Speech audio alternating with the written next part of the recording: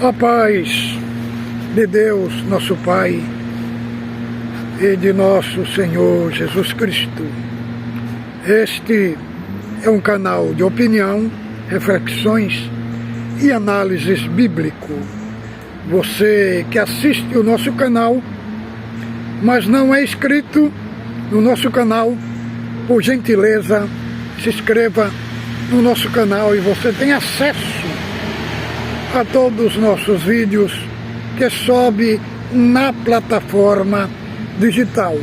Nosso compromisso aqui é um compromisso alinhado com as Escrituras Sagradas. Trazemos assunto aqui, texto, contexto, no contexto amplo, geral das Escrituras, para te trazer conhecimento de excelência, um conhecimento alinhado às Sagradas Escrituras. Deus abençoe o outro vídeo que postei do canal. Muitos irmãos vieram, compartilhar nossos vídeos, assistir o nosso vídeo, porque o nosso compromisso é um só. É um compromisso com Cristo, com a doutrina da salvação, com o Evangelho genuíno. Deus abençoe também os que fizeram os seus comentários. Foi de grande edificação. Você também pode vir aí nos comentários e sugerir um tema para o vídeo. E aí, com todo o nosso carinho, o seu comentário, ele pode virar um vídeo no canal. Como falamos que é a graça, o aspecto da graça, irmãos, você coloque nos comentários aonde que você está assistindo o meu canal, aonde que o canal está te alcançando. Como eu tinha prometido para os irmãos, que dia 29 de setembro foi a Assembleia Anual de Conselho para o Ministério no Brás, e irmãos, servos de Deus, me enviaram os tópicos de ensinamento, inclusive são 11 páginas. Aqui estamos com eles aqui, ó. São 11 páginas. E ontem eu estava analisando esse tópico, tópico 18. E eu vi uma aberração muito grave, irmão. Que é o que nós vamos fazer aqui hoje. Vamos fazer uma análise desse tópico. Então, é a reunião de aconselhamento ao Ministério São Paulo, 29 de setembro de 2024. Agora aqui nós vamos para... eu vou começar pelo tópico 18. Tem outros tópicos aí, que é sobre administração, sobre a parte material da congregação, funeral, sobre não tocar em funeral, esses daí nós vamos deixar por último. Inclusive do funeral vou fazer, porque eles proibiram que não pode tocar em funeral, sendo que tem irmãos músicos que antes de morrer pediu que queria que todos os músicos tocassem no seu funeral. Irmão, sem nenhuma base. Não tem nenhuma base,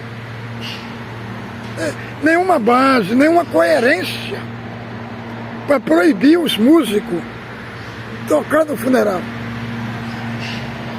Mas o meu assunto aqui hoje é o tópico 18. Vamos lá, 18. Tópico 18, vamos lá. Luta da carne contra o espírito. Vejam bem. Consideremos a lamentação do apóstolo Paulo, quando falava com os irmãos de Roma, tendo em vista as tentações da carne, em face à obediência devida a Deus, em Romanos 7, 22, 25. Irmão, o apóstolo Paulo aqui,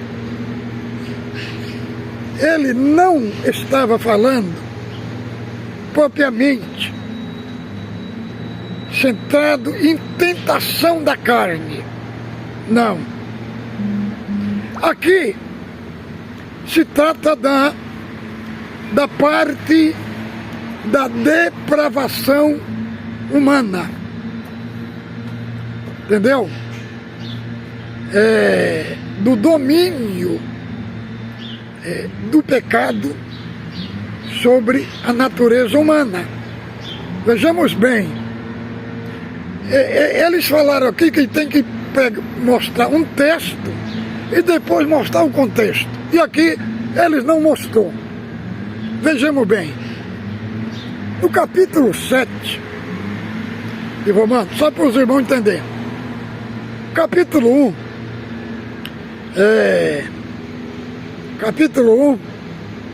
ele fala da depravação total do gentio.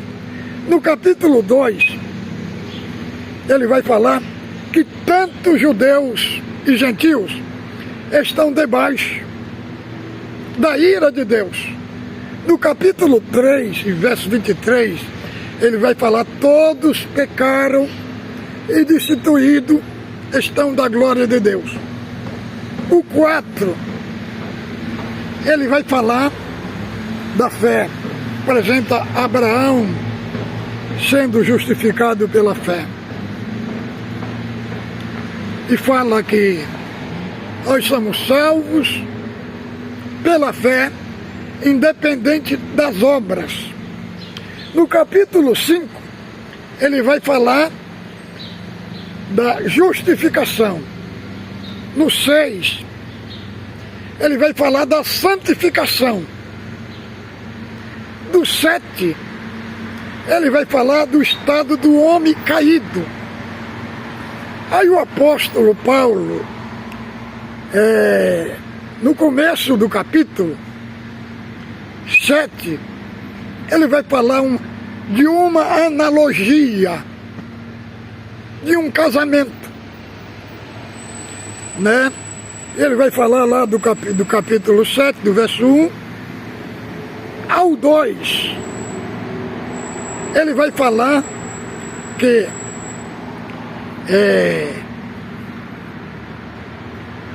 a mulher só pode ser livre do seu marido para casar com outro quando ele morrer. Se ele estiver vivo e ela estiver com outro, ela será chamada adúltera. Mas aqui nessa analogia aqui, quem é o marido aqui não é o homem. Quem é o marido é a lei. E a lei não morre. Entendeu? Então o 7, capítulo 7, vai falar do estado do homem caído debaixo da lei, né? Que a lei não veio para salvar, mas veio para apontar o pecado do homem. Então ele vai falar deste contexto. Vamos ler aqui aonde eles colocaram aqui, Romanos 7, né, do 22 ao 25. Vamos ver aqui, ó. Porque no tocante ao homem interior tenho prazer na lei de Deus, mas vejo nos meus membros outra lei que guerreia com a lei da minha mente e me faz prisioneiro da lei do pecado que está nos meus membros. Desventurado o homem que sou, quem me livrará do corpo desta morte. Porque graças a Deus,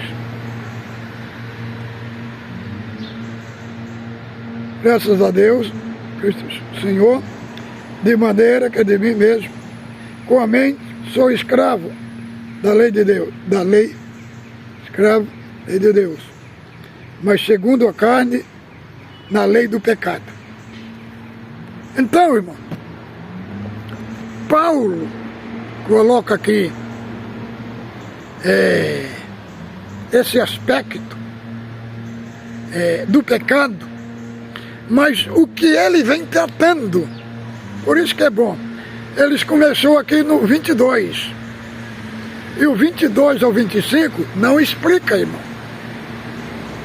Nós temos que ir lá no começo, para saber do que ele está falando. Está falando do homem sem Deus. Entendeu? Então ele ilustra um casamento. E o marido aqui, nesse contexto, o marido aqui é a lei. O homem está debaixo dela. Então, o homem está dominado por ela. Então, aqui nós vemos, o homem está no centro. No centro. Quando nós vamos para o capítulo 8, vai mostrar umas 15 vezes o Espírito Santo no centro. O homem sai do centro e o Espírito Santo toma as rédeas. Então, capítulo 7, do verso 1 ao 2, ele vai falar o homem no domínio da lei, debaixo do pecado. Agora, no 22, ele vai continuar falando. E ele fala, quem me livrará do corpo desta morte? O apóstolo, ele usa um contexto de Roma. Porque, irmão, quando uma pessoa matava outro em Roma, ele não era morto. O seu corpo era amarrado no corpo do morto, a boca com a boca, os braços com os braços, e ele saía pelo meio da rua, arrastando aquele morto. Entendeu? E ele morria infectado, porque aquele outro corpo apodrecia, né? E ele pegava a infecção do seu corpo. Então Paulo usa esse contexto de Romano, para falar que nós carregamos um morto dentro de nós. Entendeu? A nossa natureza caída. Mesmo nós sendo salvos, temos essa natureza caída dentro de nós, que muitas vezes ela quer se erguer, quer ressuscitar. Mas aí no capítulo 8 que está a parte bela. No capítulo 7, Paulo ilustra, né, o homem no abismo. No capítulo 8, do verso 1, ele fala, portanto, agora nenhuma condenação há para os que estão em Cristo Jesus. Aqui o apóstolo usa, aqui neste texto tem uma conjunção adversativa. O que é uma conjunção adversativa? É onde tem mas, porém, entretanto. Então, isso são conjunções adversativas, que quando nós encontramos aqui, portanto, ele quer levar-nos ao capítulo anterior, mostrando o estado que o homem estava dentro do abismo. Agora, no capítulo 8, mostra o homem ressuscitado, e aí ele contrai uma nova núpcia com Cristo.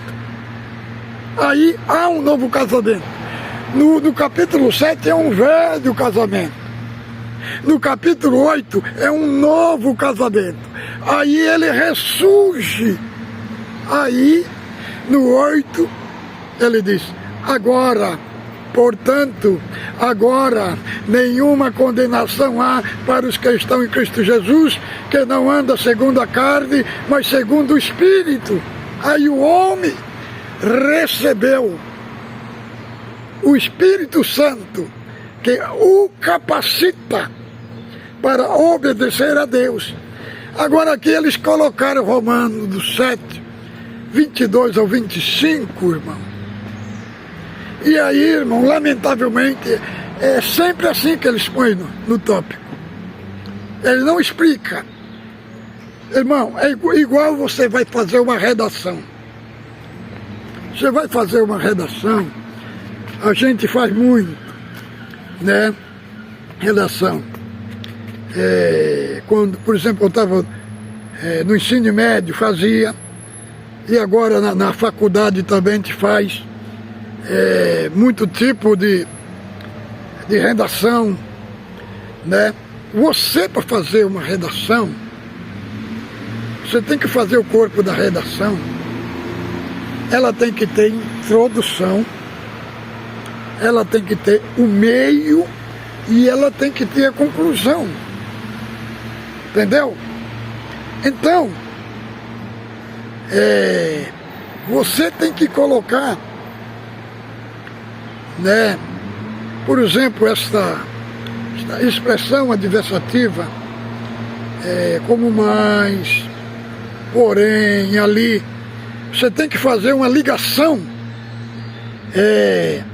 da introdução com o meio e lá no fim. Entendeu, irmão?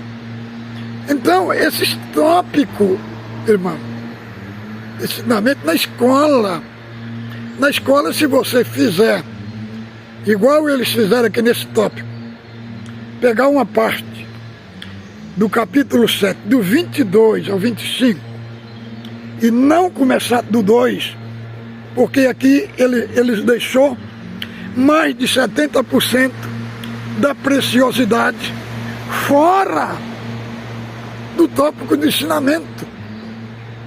Aqui eles colocou só a parte da tentação.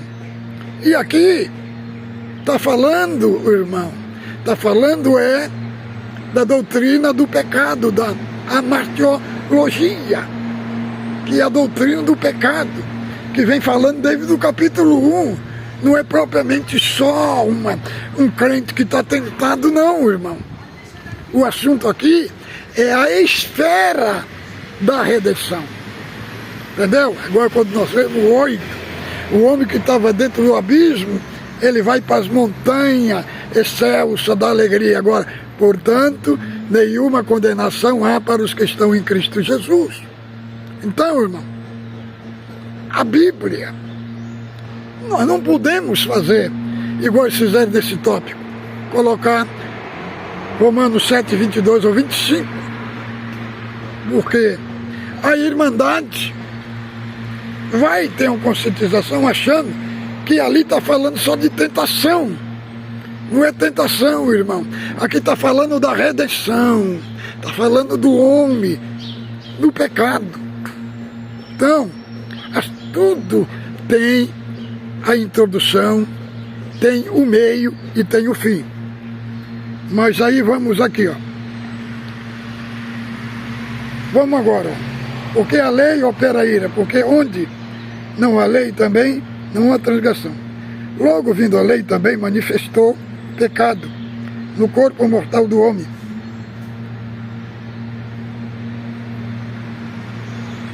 Os princípios e desejos carnais só são vencidos se houver domínio próprio, que se alcança pelo poder do Espírito Santo em nós habita.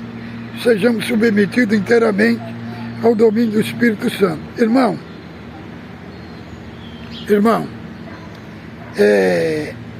aqui eles colocam aqui, ó, desejos carnais só são vencidos se houver o domínio próprio. Então, deixa, vamos ver, domínio do Espírito, para que a vida de Cristo em nós se manifeste. Somos agraciados por Deus com salvação pela fé, nosso Senhor, recebendo através da graça o poder de rejeitar o pecado. Somos livres do seu poder e da morte. Isso ocorre porque o nosso viver consiste em duas naturezas, a humana e a divina. Irmão, deixa eu falar para os irmãos. Esse domínio próprio só acontece quando a pessoa é regenerada. Aqui eles não colocaram a palavra regeneração. Quando ele é regenerado, o domínio próprio é fruto de um nascido de novo, de uma pessoa regenerada, como está lá em Gálatas, capítulo 5, do 16 ao 22. Agora, ele fala aqui, somos agraciados por Deus com a salvação pela fé em Cristo Jesus, nosso Senhor, recebendo através desta graça o poder, rejeitar o pecado, somos livres do seu poder, da morte, isso porque o nosso consiste em duas naturezas, a humana e a divina. Irmão, homem nenhum tem a natureza divina, irmão. A natureza divina só tem três que tem: o Pai, o Filho e o Espírito Santo. Porque esse falando aqui da natureza divina, irmão, a natureza divina só tem aquele que não tem começo e não tem fim.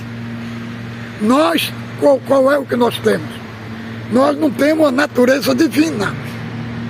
Nós temos uma parte espiritual, conforme está escrito aqui, ó. Abra aí a sua Bíblia. Vamos, Coríntios, capítulo 15, 1 Coríntios.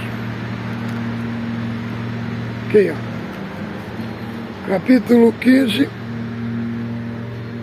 do verso 40 ao 49. Também há corpos celestiais e há corpo terrestre.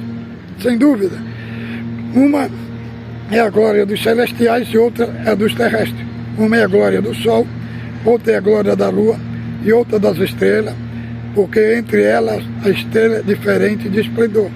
Pois assim também a ressurreição dos mortos, semeia-se corpo, corrupção ressuscita em corrupção, semeia-se em desonra, ressuscita em glória, semeia-se fraqueza, ressuscita em poder, semeia-se natural, ressuscita corpo espiritual. Nenhum lugar aqui fala que nós temos natureza divina, nem os anjos têm natureza divina, irmão. Os anjos foram criados. Deus concedeu a eles a imortalidade. A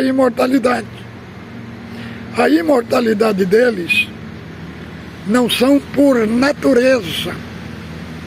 O único que tem imortalidade por natureza é o Pai, o Filho e o Espírito Santo. Então, eles colocando aqui a natureza humana e a divina, irmão, está destruindo a doutrina do pecado. Quem tem natureza divina não tem pecado. Olha, vou ler de novo para os irmãos. Isso ocorre porque o nosso consiste em duas naturezas, a humana e a divina. Então, irmão, explicar para os irmãos aqui. Nós vivemos numa natureza humana e a natureza divina que está em Deus, irmão, natureza divina que está em Deus, ela produz em nós, entendeu? Ela produz em nós a regeneração e o novo nascimento. Entendeu? Agora vamos. A divina é imaterial e mantém-se viva. Ó, a divina é imaterial e mantém-se viva através da palavra que é Cristo. Irmão, isso é uma coisa muito grave. A natureza divina não se mantém viva por causa da palavra, irmão. Ela não precisa da palavra para ela se manter viva, irmão. Isso é uma tremenda heresia. Irmão, quem precisa da palavra somos nós, que somos humanos. A natureza divina não precisa da palavra, irmão. Ela é imaterial. Ela não se alimenta, irmãos, porque é dela que emana a palavra.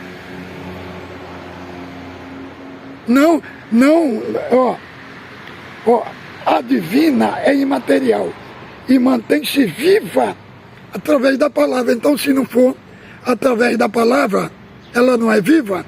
Irmão, dá até vergonha de ler esses tópicos. Entendeu, irmão? Dá até vergonha. Sabe? O que é que eles transmitem para a igreja, irmão? Uma coisa altamente contrária à palavra de Deus. Onde é que está escrito na Bíblia, irmão? Irmãos anciãos, vocês que fizeram esses tópicos aí, aonde é que está escrito na Bíblia